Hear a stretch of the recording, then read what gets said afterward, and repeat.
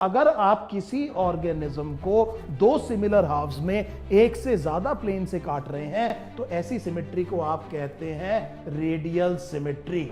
ये प्रिमिटिव है। एनिमल में पहले कौन सी सिमेट्री आई? रेडियल सिमेट्री आई, और इसके बाद जो सिमेट्री आई उसे हम कहते हैं बाइलैटरल सिमेट्री हमारे में भी है। बाइलैटरल सिमेट्री का मतलब बेटा ये है कि आप किसी भी ऑर्गेनिज्म को केवल एक ही प्लेन से दो सिमिलर हाफ्स में डिवाइड कर सकते हैं।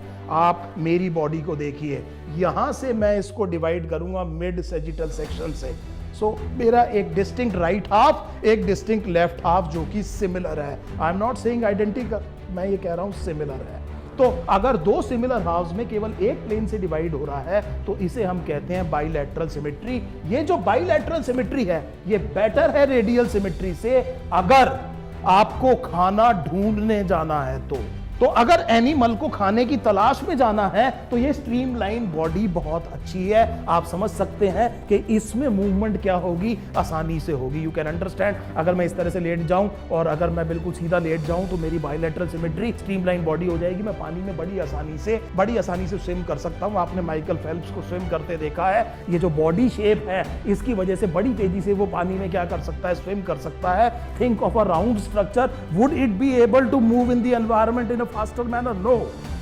सो अगर ऑर्गेनिज्म ऐसा है कि जिसके पास खाना आ रहा है और जिसे खाने की तलाश में ज्यादा घूमना नहीं है तो ज्यादा अच्छा क्या है? रेडियल सिमेट्री है। इसके 5 हाथ है, पकड़ लेगा खाने को। लेकिन अगर खाने की तलाश में जाना है तो कौन सी सिमेट्री अच्छी है? बाइलैटरल सिमेट्री है। मैं पहले ही आपसे कह चुका हूं कि एनिमल किंगडम जो इवॉल्व हुआ है वो ज्यादातर इवॉल्व हुआ है लोकोमोशन के लिए, और इस लोकोमोशन की वजह से एनिमल किंगडम में बहुत ज्यादा क्या ही है? डाइवर्सिटी। सो हम एक और चीज देख रहे हैं कि ये बाइलैटरल सिमेट्री की वजह से लोकोमोशन और बेटर होगा। सो हमने यहां पर सारे के सारे एनिमल्स रखे। मैं थोड़ा सा इसको डिफरेंट तरीके से बनाऊंगा। हमने यहां पर सारे क्या रखे? एनिमल्स रखे। और अब आप जानते हैं कि एनिमल्स कौन कौन है। एक बार फिर रख रहा हूं, मल्टी सेलुलर है, यूकैरियोट्स हैं, हेटेरोट्रॉफ्स हैं, और हमने कहा सेल वॉल है नहीं, और एक हमने कहा नर्व और मसल है। इन ऑर्गेनिजम्स को अब मैं क्लासिफाई कर रहा हूं लॉजिकली।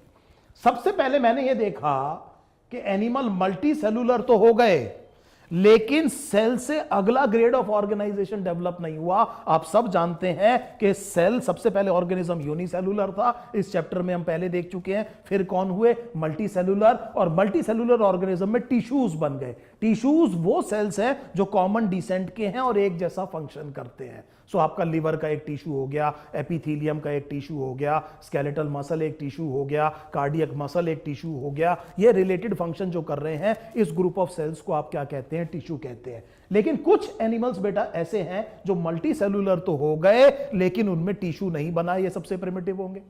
जो मल्टी सेलुलर तो हो गए लेकिन उनमें नेक्स्ट ग्रेड ऑफ ऑर्गेनाइजेशन नहीं आई। क्या नहीं बना? टिश्यू। तो इसका मतलब it is a group of large number of cells that is making the animal body. So हमने ये कहा कि हमने पहला जो मेथड ले लिया वो है ग्रेड ऑफ ऑर्गेनाइजेशन। सो पहला मेथड हमने ये लिया क्लासिफाई करने के लिए, जो कैरेक्टर लिया कि उनका ग्रेड ऑफ ऑर्गेनाइजेशन क्या है। ये तो हम जानते हैं सारे मल्टी सेलुलर हैं, लेकिन अब मैं ये देख रहा हूं कि इन मल्टी सेलुलर में कुछ में टिश्यू बना है, कुछ में टिश्यू नहीं बना है। तो जिनमें टिश्यू नहीं बना है वो सबसे प्रिमिटिव एनिमल हो गए। हमने कहा कि इनका ग्रेड ऑफ ऑर्गेनाइजेशन केवल कैसा है? सेलुलर है। और आपने देखा है कि यहां पर एक ही फाइलम आपकी एनसीईआरटी में लिखी है। इस फाइलम का नाम हमने रख दिया पोरीफेरा। इस फाइलम का हमने क्या नाम रख दिया बच्चे? पोरीफेरा। तो पोरीफेरा के बारे में मुझे यह पता चल गया, most primitive animals that have only cellular grade of organisation but have other features. They are multicellular, they are eukaryotes, they are heterotrophs, they don't have cell wall, and these are the various features that are shared by porifera. So I hope this thing is absolutely clear. इसका मतलब ये हुआ बेटे कि अगर मैंने इसमें से इन ऑर्गेनिजम्स को बाहर निकाल दिया तो जो मेरे पास बच गए उनमें कम से कम क्या बना है? टिश्यू बन गया है। सो जो ऑर्गेनिज्म मेरे पास बच गए वो क्या हुआ है, टिश्यू बना है। अगेन आपकी एनसीईआरटी जो कह रही है कि classification is based on evolution, you can see the evolution. Evolution यहां पर केवल मल्टी सेलुलर होकर के रह गए, लेकिन यहां पर सेल्स ने क्या बनाया, टिश्यू। ऑब्वियसली टिश्यूज ने मिलकर क्या बनाए होंगे, ऑर्गन्स। ऑर्गन्स ने मिलकर क्या बनाए होंगे, ऑर्गन सिस्टम। लेकिन मैं ये कह रहा हूं कि अब जितने बच गए हैं उनमें कम से कम क्या है, टिश्यू है। अब मेरी प्रॉब्लम ये है कि इतने सारे जो एनिमल्स मेरे पास बच गए जिनके पास कम से कम क्या बन चुका है, टिश्यू बन चुका है, इनको अब मैं डिफरेंट ग्रुप्स में कैसे रखूं। सो आपकी एनसीईआरटी जो यहां पर एक बात कह रही है, बड़े ध्यान से देखिए, आपकी एनसीईआरटी जो एक बहुत इंपॉर्टेंट बात यहां पर यह कह रही है, पहला लेवल आपको समझ में आ गया कि आपने ग्रेड ऑफ ऑर्गेनाइजेशन लिया, और ग्रेड ऑफ ऑर्गेनाइजेशन में आपने देखा सेलुलर लेवल ऑफ ऑर्गेनाइजेशन, जैसा मैंने अभी आपको एक्सप्लेन किया, ये कौन है, पॉरीफेरा। और बाकी सारे जितने भी लिविंग ऑर्गेनिजम्स हैं, बाकी सारे जितने भी लिविंग ऑर्गेनिजम्स हैं, इसके बारे में हम क्या कह रहे हैं कि उनमें एटलीस्ट क्या है, टिश्यू ग्रेड ऑफ ऑर्गेनाइजेशन है। अब मैं इनको आगे क्लासिफाई कर रहा हूं, इनको आगे क्लासिफाई आपकी एनसीईआरटी कर रही है सीलोम के लिए, तो मैं बीच में एक और क्राइटेरिया ले रहा हूं, that will be an additional criteria than that is given in your NCERT. I will try to teach you, I will obviously teach you about coelom, लेकिन सीलोम से पहले एक बहुत इंपॉर्टेंट कैरेक्टर है जो हमें जानना बहुत जरूरी है। If we are appearing in the exams like JSTS and later on appearing in the exams like NTSC, so ये चीज जानना बहुत जरूरी है कि इसके बाद जब मैं इनको क्लासिफाई करता हूं तो मेरे पास जो सेकेंड ग्रेड ऑफ ऑर्गेनाइजेशन है, that is a symmetry of a body की सिमेट्री। ये वो क्राइटेरिया है जो आपकी एनसीईआरटी मेंशन नहीं कर रही है, लेकिन ये हमारे लिए बहुत जरूरी है जानना कि हम अब इन ऑर्गेनिजम्स को जिनमें कम से कम टिश्यू बन गया है उनको बॉडी सिमेट्री के हिसाब से क्या कर रहे हैं, क्लासिफाई कर रहे हैं। एनिमल वर्ल्ड में बेटे दो तरह की सिमेट्री बनी। एक सिमेट्री को हम कहते हैं रेडियल सिमेट्री का मतलब यह होता है कि आप किसी ऑर्गेनिज्म को एक से ज्यादा प्लेन से दो सिमिलर हाफ्स में काट सकते हैं। Can you see what I am doing? तो मैंने एक ये आप देख रहे हैं स्टारफिश जैसी चीज बनाई है, और मैंने आपसे क्या कहा कि अगर आप इसको इस प्लेन से काटें तो दो सिमिलर हाफ्स बन जाएंगे, इस प्लेन से काटें तो दो सिमिलर हाफ्स बन जाएंगे, इस प्लेन से काटें तो दो सिमिलर हाफ्स बन जाएंगे। सो अगर आप किसी ऑर्गेनिज्म को दो सिमिलर हाफ्स में एक से ज्यादा प्लेन से काट रहे हैं तो ऐसी सिमेट्री को आप कहते हैं रेडियल सिमेट्री। ये प्रिमिटिव है। एनिमल में पहले कौन सी सिमेट्री आई? रेडियल सिमेट्री आई, और इसके बाद जो सिमेट्री आई उसे हम कहते हैं बाइलैटरल सिमेट्री हमारे में भी है। बाइलैटरल सिमेट्री का मतलब बेटा यह है कि आप किसी भी ऑर्गेनिज्म को केवल एक ही प्लेन से दो सिमिलर हाफ्स में डिवाइड कर सकते हैं। आप मेरी बॉडी को देखिए, यहां से मैं इसको डिवाइड करूंगा मिड सैजिटल सेक्शन से। सो मेरा एक डिस्टिंक्ट राइट हाफ, एक डिस्टिंक्ट लेफ्ट हाफ जो कि सिमिलर है। I am not saying identical, मैं ये कह रहा हूं सिमिलर है। तो अगर दो सिमिलर हाफ्स में केवल एक प्लेन से डिवाइड हो रहा है तो इसे हम कहते हैं बाइलैटरल सिमेट्री। ये जो बाइलैटरल सिमेट्री है ये बेटर है रेडियल सिमेट्री से अगर आपको खाना ढूंढने जाना है तो अगर एनिमल को खाने की तलाश में जाना है तो ये स्ट्रीमलाइन बॉडी बहुत अच्छी है। आप समझ सकते हैं कि इसमें मूवमेंट क्या होगी, आसानी से होगी। You can understand. अगर मैं इस तरह से लेट जाऊं और अगर मैं बिल्कुल सीधा लेट जाऊं तो मेरी बाइलैटरल सिमेट्री स्ट्रीमलाइन बॉडी हो जाएगी। मैं पानी में बड़ी आसानी से स्विम कर सकता हूं। आपने माइकल फेल्प्स को स्विम करते देखा है। ये जो बॉडी शेप है इसकी वजह से बड़ी तेजी से वो पानी में क्या कर सकता है, स्विम कर सकता है। Think of a round structure, would it be able to move in the environment in a faster manner? No. So अगर ऑर्गेनिज्म ऐसा है कि जिसके पास खाना आ रहा है और जिसे खाने की तलाश में ज्यादा घूमना नहीं है तो ज्यादा अच्छा क्या है, रेडियल सिमेट्री है। इसके 5 हाथ है, पकड़ लेगा खाने को। लेकिन अगर खाने की तलाश में जाना है तो कौन सी सिमेट्री अच्छी है? बाइलैटरल सिमेट्री है। मैं पहले ही आपसे कह चुका हूं कि एनिमल किंगडम जो इवॉल्व हुआ है वो ज्यादातर इवॉल्व हुआ है लोकोमोशन के लिए, और इस लोकोमोशन की वजह से एनिमल किंगडम में बहुत ज्यादा क्या ही है, डाइवर्सिटी। सो हम एक और चीज देख रहे हैं कि ये बाइलैटरल सिमेट्री की वजह से लोकोमोशन और बेटर होगा। पहली बात। दूसरी बात यह कि अगर बाइलैटरल सिमेट्री होगी तो आप यह समझिए कि यहां पर एक एंटीरियर एंड बनेगा। यह मेरा एंटीरियर एंड है। देखिए बेटे, मैं इस तरह था, वो एप से इवॉल्व हुआ, तो आप ये जानते हैं गोरिल्ला किस पे चलता है, नकल्स पे चलता है। धीरे धीरे मैं इरेक्ट होता चला गया, बाइपेडलिज्म आ गया। तो लेकिन ये वाला एंड तो आगे वाला एंड है कायदे में देखा जाए तो ये एंड कौन सा है, एंटीरियर एंड। सो इसका मतलब बाइलेटरल सिमेट्री के और जो ऑर्गेनिज्म होते हैं उनके एक एंड को हमने क्या कहा, एंटीरियर एंड, और इस एंटीरियर एंड पर ये बन सकता है हेड। यहां पर आप हेड नहीं बना सकते। तो रेडियली सिमेट्रिकल ऑर्गेनिज्म में क्या नहीं बन सकता बेटे, हेड। हेड किस में बन सकता है, बाइलेटरली सिमेट्रिकल ऑर्गेनिज्म में, और एक बार हेड बन गया तो यहां पर ब्रेन बनेगा। सो दैट मीन्स अगर मेरे एंटीरियर एंड पर मैंने क्या बना दिया बच्चे, हेड बना दिया, तो हेड पर क्या बनेगा, ब्रेन, और वो ब्रेन फिर पूरी बॉडी को क्या करेगा, कंट्रोल करेगा। तो इवॉल्व हुआ कि नहीं हुआ, ये इवोल्यूशन हुआ कि नहीं हुआ। सो अब हम क्या करेंगे, उन ऑर्गेनिजम्स को अलग कर देंगे जिनमें रेडियल सिमेट्री है। अब आपकी एनसीईआरटी ये टेक्स्ट में जरूर बता रही है, हालांकि उसने फ्लो चार्ट में नहीं बताया है, और यहां पर जो वो फाइलम बता रही है वो फाइलम है सीलंटरेटा। उस फाइलम का नाम क्या है, सीलंटरेटा। सो सीलंटरेटा कौन है, रेडियल सिमेट्रिकल ऑर्गेनिज्म है। सो इसका मतलब सीलंटरेटा के बारे में मैं ये जान चुका हूं कि रेडियल सिमेट्री है, टिश्यू ग्रेड ऑर्गेनाइजेशन है, और बाकी ये सारे फीचर्स हैं उसमें। सो ये वाली फाइलम आ गई, इस फाइलम को हमने क्या कहा, सीलंटरेटा। अब बच गए कौन, अब सारे वो बच गए जिनमें कौन सी सिमेट्री है, बाइलेटरल सिमेट्री है, और बाइलेटरल सिमेट्री का मैं एडवांटेज देख चुका हूं। सो अब सारे के सारे ऑर्गेनिजम्स वो हैं जिनमें मैंने कहा बाइलेटरल सिमेट्री है। अब ये जो बाइलेटरल सिमेट्री है मुझे इसको क्लासिफाई करना है। अब मुझे क्लासिफाई करना है तो मैं फिर अपनी एनसीईआरटी पर आ जाऊंगा। अब की बार मैं बीच में मैंने एक चीज ऐड करी थी, यहां पर टिश्यू ग्रेड ऑफ ऑर्गेनाइजेशन के बाद में सिमेट्री, सिमेट्री के बाद में मैं जो तीसरा कैरेक्टर ले रहा हूं वो मैं ले रहा हूं सीलोम। ये मैं क्या ले रहा हूं बच्चे, सीलोम। सो इस सीलोम के बारे में बड़े ध्यान से सुनिए, this is your NCERT text book. ये इतनी बड़ी बात कहती है जो नॉर्मली कई बारी क्लास 11th के बच्चे तक को पता नहीं होती है।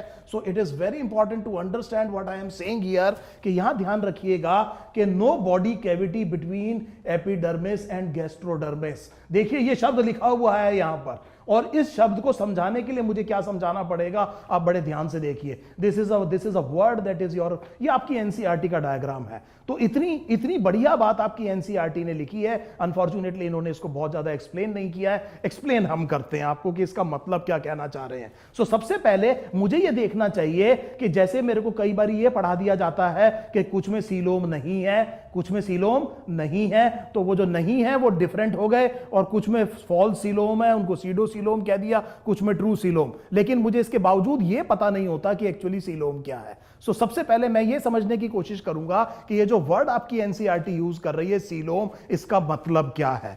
अब इसको ऐसे समझिए आप, मान लीजिए मैं बॉडी का एक कट सेक्शन करूं। सो मान लीजिए मैं अपनी बॉडी को इस तरह से कट करता हूं, तो बाहर एक वॉल आएगी और बाहर एक ट्यूब, पूरी की पूरी ट्यूब आ गई। मेरी एब्डोमिनल वॉल क्या हो गई, एक ट्यूब हो गई, और बीच में ईसोफेगस जा रहा है तो एक और ट्यूब हो गई। सो इसका मतलब यह हुआ कि आपकी जो बॉडी है एक बहुत बड़ी ट्यूब है, और इस ट्यूब के अंदर एक छोटी ट्यूब है जो आपकी एलिमेंट्री कैनाल है, जिसमें आपके डाइजेस्टिव ट्रैक्ट है। यहां से आप माउथ से इंजेस्ट करते हैं, एनस से क्या करते हैं, इजेस्ट करते हैं। सो इसका मतलब एक ट्यूब ये रही और बाहर की एक ट्यूब ये रही। इसको मैं इस तरह से अगर कट करूंगा बेटे तो ये कुछ इस तरह का कट बन जाएगा, और यहां पर एक और छोटी ट्यूब आएगी। Can you imagine this. So एक बड़ी ट्यूब है, एक बीच में छोटी ट्यूब है, और मैंने इस तरह से कट किया तो मुझे एक ट्यूब ये दिखाई देगी और एक ट्यूब बाहर की दिखाई देगी। अगर ये एलिमेंट्री कैनाल या जिसे गट कह रहे हैं और ये बॉडी वॉल है, इसके बीच में कोई स्पेस आती है तो उसे सीलोम कहते हैं।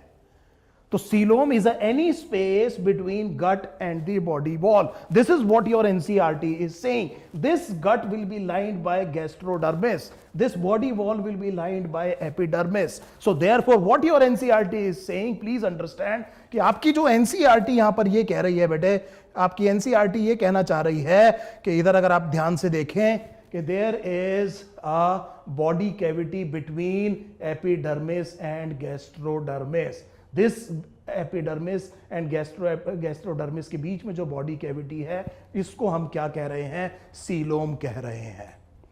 अब इसका मतलब यह हुआ कि मुझे एनसीईआरटी का वो शब्द समझ में आ गया कि वो बोल क्या रहा है। तो अब ये मेरे पास वो ऑर्गेनिज्म हैं जिनमें बहुत सारे सेल हैं, जिनमें टिश्यू बन चुका है, जिनकी बॉडी सिमेट्री कैसी है, बाइलेटरल है, लेकिन अभी उनमें सीलोम नहीं बना, उनमें सीलोम नहीं बना। सो उनको मैं सबसे पहले अलग कर रहा हूं, जो आपकी एनसीईआरटी भी कर रही है कि जिनमें सीलोम नहीं है। सो नेक्स्ट कैरेक्टर मेरे पास क्या आ गया बेटा, नंबर 3 कैरेक्टर आ गया कि वेदर सीलोम इज प्रेजेंट और नॉट।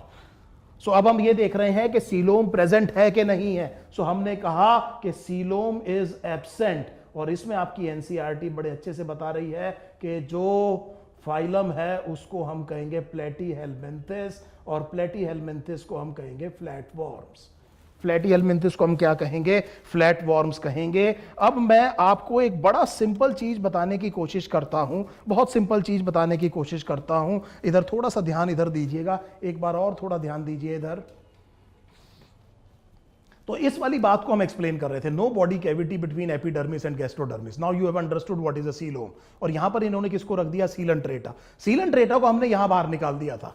हमने ये कहा था कि सीलेंट्रेटा में रेडियल सिमेट्री है, याद है आपको। मैंने एक और कैरेक्टरिस्टिक फीचर लिया था, तो सीलेंट्रेटा मैंने यहां बाहर निकाल दिया था। सीलोम पर मैंने ये कहा कि जिनमें बिल्कुल सीलोम नहीं है वो कौन है, प्लेटीहेलमिन्थेस, और प्लेटी का मतलब है फ्लैट और हेलमिन्थ का मतलब है worm. So these are the flat worms, these are the flat worms. मैं एक इस चीज को इंटरेस्टिंग बनाने के लिए आपको बहुत इंटरेस्टिंग चीज बताता हूं, आप थोड़ा सा बात को समझने की कोशिश कीजिए। मान लीजिए आप एक ऐसे ऑर्गेनिज्म की बॉडी को कट करते हैं जिसमें सीलोम नहीं है। सो इसका मतलब ये बॉडी वॉल हो गई बेटे, बॉडी वॉल हो गई, ये गट हो गया। आपने देखा कि this will be surrounded by the epidermis और द एक्टोडर्म। हमने देखा बाहर की तरफ क्या होगा, एक्टोडर्म, और अंदर की तरफ क्या होगा, एंडोडर्म, जिसे आपने गैस्ट्रोडर्मिस कहा। क्या कहा, गैस्ट्रोडर्मिस। और यही एनसीईआरटी कह रही है कि गैस्ट्रोडर्मिस और एपिडर्मिस के बीच की स्पेस को सीलोम कहेंगे। अनफॉर्चुनेटली इस ऑर्गेनिज्म में क्या नहीं है, सीलोम नहीं है। सो हमने यहां पर बीच में मीजोडर्म भर दी। So that means the body is entirely solid and it does not have any space between the gut and the body wall, as you can see in this diagram. This is a very, very important diagram that I am trying to explain the NCERT, and please understand this. सो मैं एक बहुत important diagram आपको बता रहा हूं कि हमने ये कहा कि इसमें गट और बॉडी वॉल के बीच में कोई भी जगह नहीं है, और हम ये कह रहे हैं कि इसमें सीलोम नहीं है। Now we are talking of something related to prestigious JSTS exams and NTSC exam. बड़े ध्यान से मेरी बात सुनिए। अगर कोई जगह नहीं है तो ब्लड वेसल नहीं हो सकती। भैया अगर मुझे ब्लड वेसल को बनाना है तो मुझे बीच में जगह चाहिए। तो अगर यहां पर जगह ही नहीं है तो मैं ब्लड वेसल नहीं पहुंचा सकता। अब मुझे बताइए कि सेल को ऑक्सीजन मिलेगी कैसे, और सेल जो कार्बन डाइऑक्साइड प्रोड्यूस कर रहा है वो बाहर फेंकेगा कैसे। सो इसका मतलब यह हुआ कि मुझे यह समझ में आ गया कि एक ही तरीका है गैस एक्सचेंज का, वो है कि एनवायरनमेंट के साथ क्या होना चाहिए, डिफ्यूजन होना चाहिए। पहली बात आपको समझ में आ गई। अगर जगह नहीं है, कोई सीलोम नहीं है, तो मैं बेटे इसके बीच में आर्टरी वेन नहीं ले जा सकता सेल्स तक। तो इसका मतलब इस सेल को जो भी ऑक्सीजन चाहिए, मान लीजिए वो किससे चाहिए, एनवायरनमेंट से चाहिए।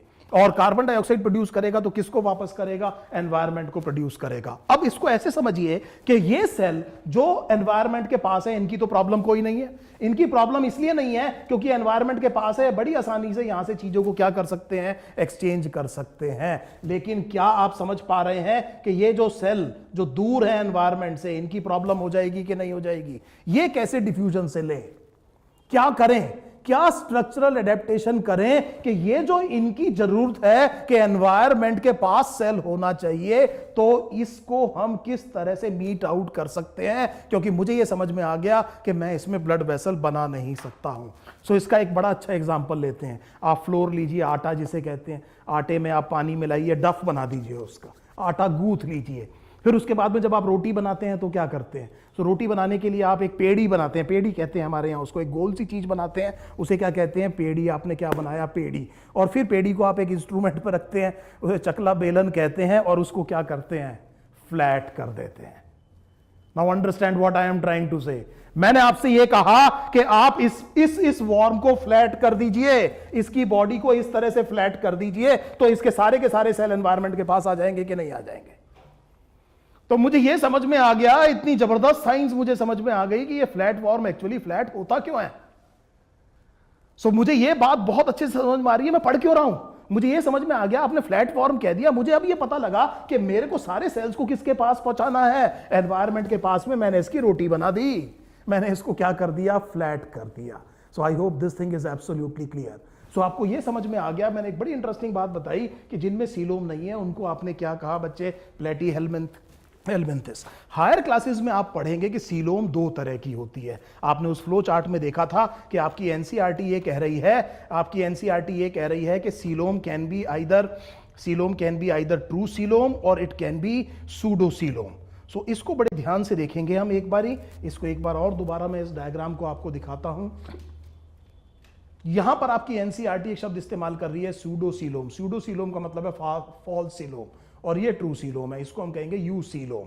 इसको आप हायर क्लासेस में पढ़ेंगे, ये मैं अभी आपको बहुत ज्यादा एक्सप्लेन नहीं करूंगा, लेकिन ये मैं आपको बता देता हूं कि जो 3 जर्म लेयर्स होती हैं, जिनमें मैंने यहां पर कहा था एक्टोडर्म, मीजोडर्म और एंडोडर्म।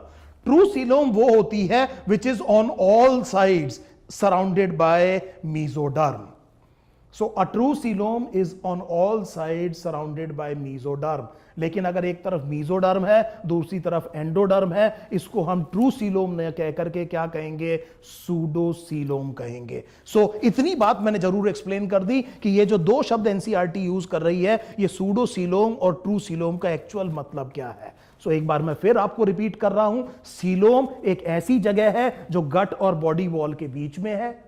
फ्लैट फॉर्म्स में वो है नहीं, हमने उनको अलग कर दिया है। फिर हमने ये कहा कि कुछ में सूडो सीलोम होगी, इसका मतलब गट के और बॉडी वॉल के बीच में स्पेस तो होगी, लेकिन एक तरफ उसकी लाइनिंग किससे होगी, एंडोडर्म से, एक तरफ लाइनिंग किससे होगी, मीजोडर्म से। या मैं ये कहना चाह रहा हूं कि वो हर तरफ मीजोडर्म से सराउंडेड नहीं होगी, उसको हमने कहा सूडो सीलोम। और कुछ ऐसे होंगे जिनमें सीलोम हर तरफ किससे सराउंडेड होगी, मीजोडर्म से, उसे हम कहेंगे ट्रू सीलोम। सो ये बात आपको समझ में आ गई। सो अब हमने यहां पर अपना क्लासिफिकेशन आगे किया, और इन क्लासिफिकेशंस में हमने ये कहा कि हम उनको अलग कर रहे हैं बेटे अब जिनके पास सीलोम तो है लेकिन ट्रू नहीं है, इनको हमने कहा सूडो सीलोम। और सूडो सीलोम में आपकी एनसीईआरटी जो कहती है वो कहती है एस्केलमेंथिस। एस्केलमेंथिस में जो सबसे बड़ा ग्रुप है वो कौन है, नीमेटोड्स हैं। कौन है, नीमेटोड्स हैं। सो अगर आप एक बार फिर अपने एनसीईआरटी के डायग्राम को देखें, सो हमने ये कहा कि ये जो पर्टिकुलर सूडो सीलोम है ये कौन है, nematoda. Nematoda is the largest group of the phylum aschelminthes. So अब तक हम ये बात समझ गए। अब जितने भी बच गए उन सब में क्या है, ट्रू सीलोम है। और ये ट्रू सीलोम हर तरफ किससे सराउंडेड है, मीजोडर्म से। अब हम इसको किसी बेसिस पर अलग अलग ग्रुप पर क्या करेंगे, क्लासीफाई करेंगे। सो अलग अलग ग्रुप पर क्लासीफाई करेंगे। सो इधर देखिए बड़े ध्यान से। अब जो फोर्थ क्राइटेरिया है, इसका मतलब सारे कौन बच गए बेटे, eucoelomate. Eucoelomate, this is a very very important thing.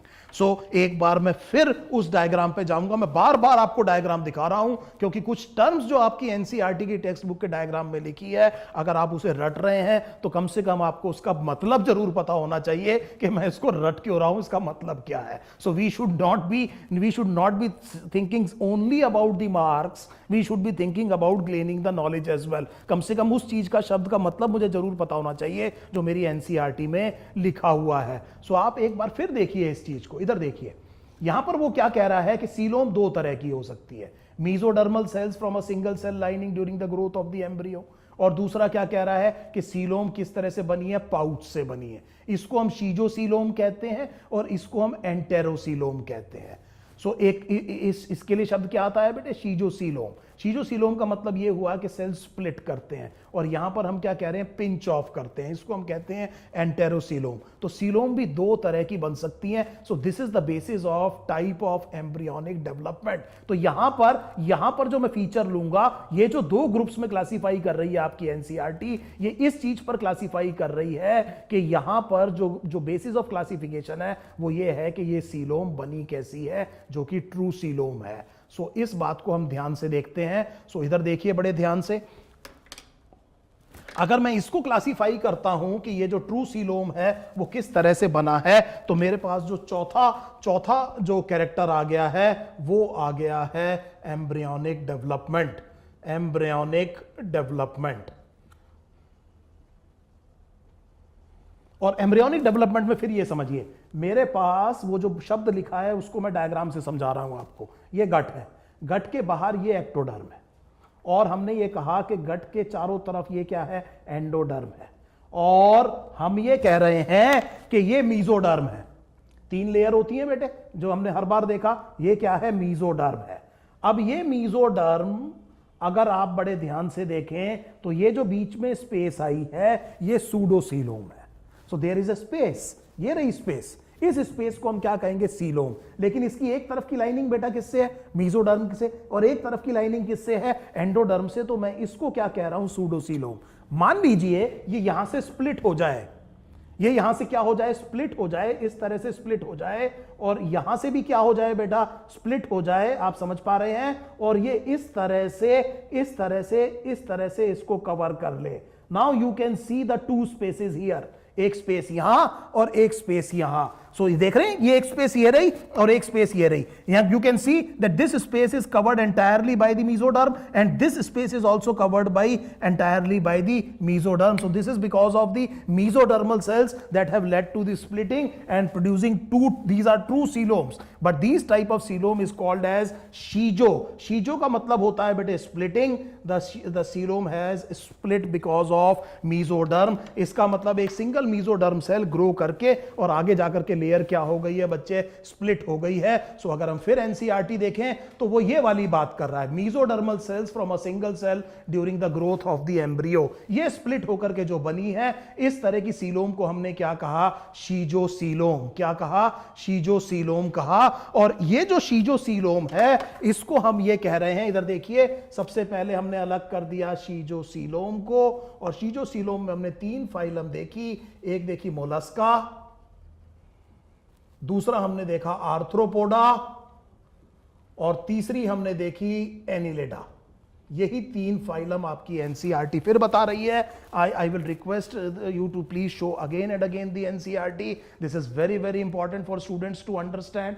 तो फिर आप ये देख रहे हैं, ये जो 3 फाइलम आपकी एनसीईआरटी कह रही है, एनिलिड, मोलस्क और आर्थ्रोपोडा, इनमें ये शीजोसीलोम है। अब बच गए कौन, जिनमें हमने कहा कि पिंचिंग ऑफ से हुआ है, ये एंटेरोसीलोम है। एंटेरोसीलोम की फॉर्मेशन आप हायर क्लासेस में देखेंगे तो बाकी सारे क्या बच गए, जो क्या हैं, एंटेरोसीलोम है, और इसमें 2 बच गए। एक तो आपकी फाइलम जिसे हमने कहा कॉर्डेटा, और दूसरी एक और फाइलम जिसको आपने कहा इकाइनोडर्मेटा।